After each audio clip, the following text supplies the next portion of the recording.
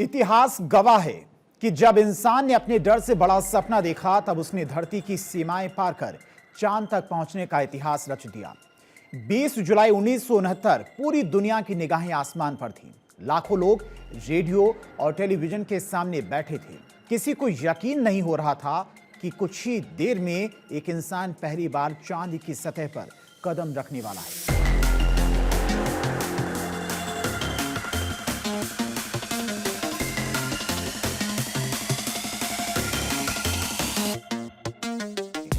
लेकिन सवाल यह है कि आखिर यह मिशन शुरू कैसे हुआ, क्यों हुआ, किन मुश्किलों का सामना करना पड़ा और उस ऐतिहासिक रात को ऐसा क्या हुआ जिसने पूरी मानव सभ्यता का इतिहास बदल दिया।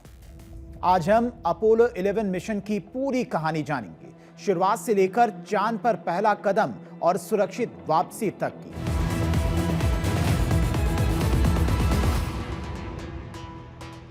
नमस्कार, आप देख रहे हैं इतिहास गवाह है। मैं हूं आपके साथ धीरेन्द्र अवस्थी। 1950 और 1960 के दशक में दुनिया दो महाशक्तियों के बीच बटी हुई थी, यूनाइटेड स्टेट्स और सोवियत यूनियन। दोनों देशों के बीच में केवल हथियारों की नहीं बल्कि विज्ञान और अंतरिक्ष में आगे निकलने की भी होड़ मची हुई थी। 1957 में सोवियत संघ ने दुनिया का पहला कृत्रिम उपग्रह स्पुतनिक 1 अंतरिक्ष में भेज दिया। इसके बाद 1961 में यूरी गागरिन अंतरिक्ष में जाने वाले पहले इंसान बने और यह अमेरिका के लिए बड़ा झटका था। इसी के बाद अमेरिकी राष्ट्रपति जॉन एफ कैनेडी ने घोषणा की, इस दशक के समाप्त होने से पहले अमेरिका एक इंसान को चांद पर भेजेगा और सुरक्षित वापस भी लाएगा। यहीं से शुरू हुआ अपोलो प्रोग्राम। चांद तक पहुंचना आसान नहीं था, चांद तक पहुंचना बिल्कुल भी आसान नहीं था। इस सपने को साकार करने के लिए हजारों वैज्ञानिकों, इंजीनियर्स और टेक्नीशियन ने दिन रात अथक मेहनत की। इसी प्रयास का परिणाम था कि दुनिया का सबसे शक्तिशाली रॉकेट सैटर्न 5, जिसे इंसानों को चांद तक पहुंचाने के लिए बनाया गया। लेकिन इस सफलता का रास्ता आसान नहीं था। मंजिल तक पहुंचने से पहले कई कठिन चुनौतियों और दुखद हादसों का सामना करना पड़ा। साल 1967 में अपोलो 11 मिशन के ग्राउंड टेस्ट के दौरान कैबिन में आग लग गई, जिसमें तीनों अंतरिक्ष यात्रियों की दर्दनाक मौत हो गई। इस हादसे ने पूरे अंतरिक्ष कार्यक्रम को झकझोर दिया, लेकिन इससे मिली सीख ने भविष्य के मिशनों को और अधिक सुरक्षित बनाया। 1969 इतिहास की सबसे महान उड़ान। 16 जुलाई 1969 की सुबह पूरी दुनिया की नजरें अमेरिका के फ्लोरिडा स्थित केनेडी स्पेस सेंटर पर टिकी हुई थी। लाखों लोग इस ऐतिहासिक क्षण को अपनी आंखों से देखने के लिए वहां पर मौजूद थे, जबकि करोड़ों लोग रेडियो और टेलीविजन के माध्यम से इस मिशन का सीधा प्रसारण देख रहे थे। यही वो दिन था जब अपोलो 11 मिशन की शुरुआत हुई, एक ऐसा मिशन जिसका लक्ष्य पहली बार इंसान को चांद पर उतारना था।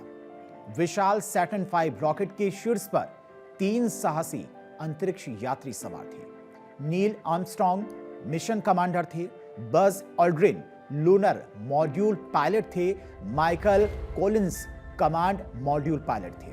काउंटडाउन शुरू होता है। 10, 9, 8 और जैसे ही गिनती 0 पर पहुंची, सैटर्न 5 के 5 शक्तिशाली F1 इंजन के एक साथ प्रज्वलित हो उठे। 9, 8, 7, 6, 5, 4, 3, 2, 1.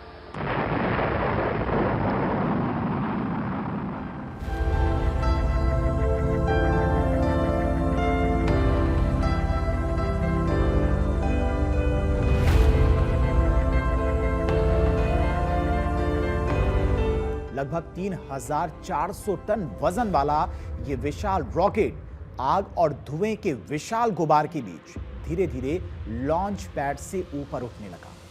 कुछ ही सेकंड में उसकी गति लगातार बढ़ने लगी। देखते ही देखते वो आसमान में एक चमकती हुई रेखा बन गया।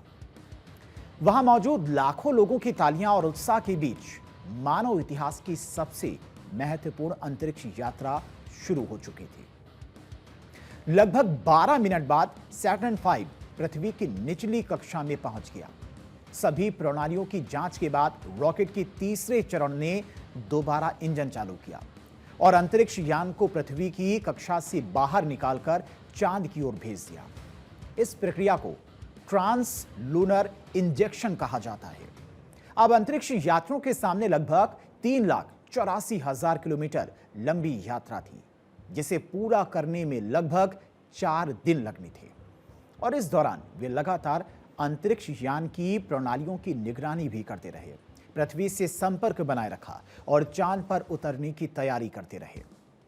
मानव इतिहास का सबसे साहसिक सफर अब वास्तव में शुरू हो चुका था। 19 जुलाई 1969 को अपोलो 11 सफलतापूर्वक चांद की कक्षा में पहुंच गया। अब मिशन का सबसे कठिन और जोखिम भरा चरण शुरू होने वाला था, चांद की सतह पर सुरक्षित उतरना। 20 जुलाई को नील आर्मस्ट्रांग और बज एल्ड्रिन मुख्य अंतरिक्ष यान से अलग होकर ईगल नाम के लूनार मॉड्यूल में सवार हुए। वहीं तीसरे अंतरिक्ष यात्री माइकल कोलिंस कोलंबिया में अकेले चांद की परिक्रमा करते रहे और अपने साथियों की वापसी का इंतजार करने लगे। धीरे धीरे ईगल चांद की सतह की ओर उतरने लगा। शुरुआत में सब कुछ योजना के अनुसार चल रहा था, लेकिन कुछ ही देर बाद अचानक कंप्यूटर ने 1201 और 1202 अलार्म देना शुरू कर दिया। कुछ क्षणों के लिए यह स्पष्ट नहीं था कि लैंडिंग जारी रखी जाए या मिशन को रोक दिया जाए। मिशन कंट्रोल के कंप्यूटर विशेषज्ञों ने तुरंत स्थिति का विश्लेषण किया और बताया कि कंप्यूटर पर काम का बोझ बढ़ गया है, लेकिन वो अब भी सुरक्षित रूप से काम कर रहा है और इसीलिए लैंडिंग जारी रखने की अनुमति दे दी गई। जैसे जैसे ईगल नीचे उतरता गया, एक और समस्या सामने आई। नील आर्मस्ट्रांग ने देखा कि कंप्यूटर जिस स्थान पर यान को उतार रहा था, वहां बड़े बड़े पत्थर और गहरे गड्ढे थे। यदि वहीं लैंडिंग होती तो पूरा मिशन विफल हो सकता था। आर्मस्ट्रांग ने बिना समय गंवाए यान का नियंत्रण अपने हाथों में ले लिया। उन्होंने सावधानी से ईगल को आगे बढ़ाया और एक समतल तथा सुरक्षित स्थान की ओर तलाश करने लगे। इस बीच ईंधन लगातार कम होता जा रहा था। मिशन कंट्रोल में बैठे वैज्ञानिकों की धड़कनें तेज हो चुकी थी। ईंधन इतना कम बचा था कि अनुमान के अनुसार केवल कुछ ही सेकंड की उड़ान संभव थी।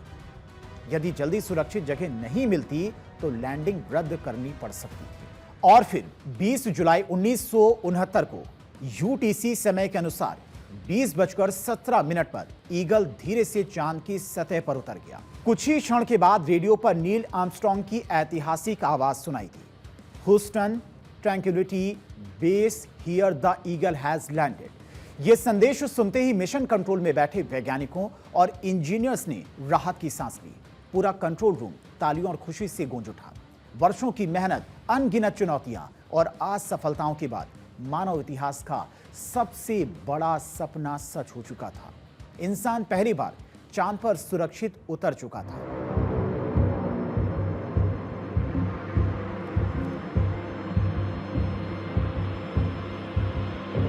इतिहास में पहली बार इंसान ने चांद पर कदम रखा। 20 जुलाई 1969 नील आर्मस्ट्रांग सीढ़ियों से नीचे उतरते हैं। उन्होंने अपना पहला कदम चांद पर रख दिया था। फिर उन्होंने कहा, that's one small step for a man, one giant leap for mankind. यानी ये मनुष्य के लिए एक छोटा कदम है, लेकिन मानवता के लिए एक बड़ी छलांग है। यह वाक्य इतिहास में अमर हो गया। कुछ ही देर के बाद बज एल्ड्रिन भी बाहर आए। दोनों ने लगभग 2.5 घंटे तक चांद की सतह पर काम किया। उन्होंने तस्वीरें ली, पत्थरों और मिट्टी के नमूने इकट्ठा किए, वैज्ञानिक उपकरण लगाए, अमेरिकी झंडा लगाया। धरती पर 60 करोड़ लोग बने इस पल के गवाह। उस समय लगभग 60 करोड़ लोगों ने इस घटना का सीधा प्रसारण देखा। पहली बार पूरी दुनिया एक ही पल की गवाह बनी। और यह केवल अमेरिका की जीत नहीं थी, यह मानव विज्ञान, इंजीनियरिंग और साहस की जीत थी। चांद से सुरक्षित वापसी की चुनौती। काम पूरा होने के बाद ईगल फिर से उड़कर कमांड मॉड्यूल से जुड़ा। तीनों अंतरिक्ष यात्री पृथ्वी की ओर लौटे। 24 जुलाई 1969 को उनका कैप्सूल समुद्र में सुरक्षित उतरा। इसके बाद उन्हें कुछ समय तक अलग निगरानी में रखा गया, ताकि यह सुनिश्चित किया जा सके कि वे चांद से कोई अज्ञात जीवाणु साथ नहीं लाए हैं। मिशन पूरी तरह से सफल रहा है। अपोलो 11 मिशन को क्यों याद रखा जाता है? अपोलो 11 केवल चांद पर पहुंचने वाला पहला मिशन नहीं था, बल्कि यह मानव साहस, विज्ञान और तकनीक की सबसे महान उपलब्धियों में से एक माना जाता है। इस मिशन ने यह साबित कर दिया कि यदि दृढ़ संकल्प, ज्ञान और मेहनत एक साथ हों तो असंभव लगने वाले लक्ष्य भी हासिल किए जा सकते हैं। इस मिशन ने दुनिया को दिखाया कि विज्ञान, अनुशासन, टीम वर्क से असंभव लगने वाले लक्ष्य भी हासिल किए जा सकते हैं। इस मिशन के लिए विकसित की गई अनेक नई तकनीकों का उपयोग बाद में कंप्यूटर, दूरसंचार, चिकित्सा, सामग्री विज्ञान और अन्य कई क्षेत्रों में भी हुआ। इस तरह अपोलो 11 का प्रभाव केवल अंतरिक्ष तक सीमित नहीं रहा, बल्कि उसने आम लोगों के जीवन को भी प्रभावित किया। आज भी चांद पर अपोलो 11 के मिशन के कुछ उपकरण और अंतरिक्ष यात्रियों के पैरों के निशान मौजूद हैं, क्योंकि वहां हवा और बारिश नहीं है जो उन्हें जल्दी मिटा सके। इतिहास गवाह है, सपने तभी सच होते हैं जब उनके पीछे साहस, मेहनत और निरंतर प्रयास हो।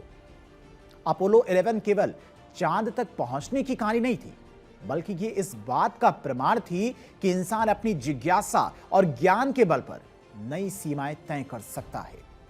अगर आपको यह ऐतिहासिक कहानी पसंद आई हो तो इसे अपने दोस्तों के साथ में साझा करें और ऐसी ही और ऐतिहासिक घटनाओं की विस्तृत कहानियों को देखने के लिए देखते रहिए भारत 24।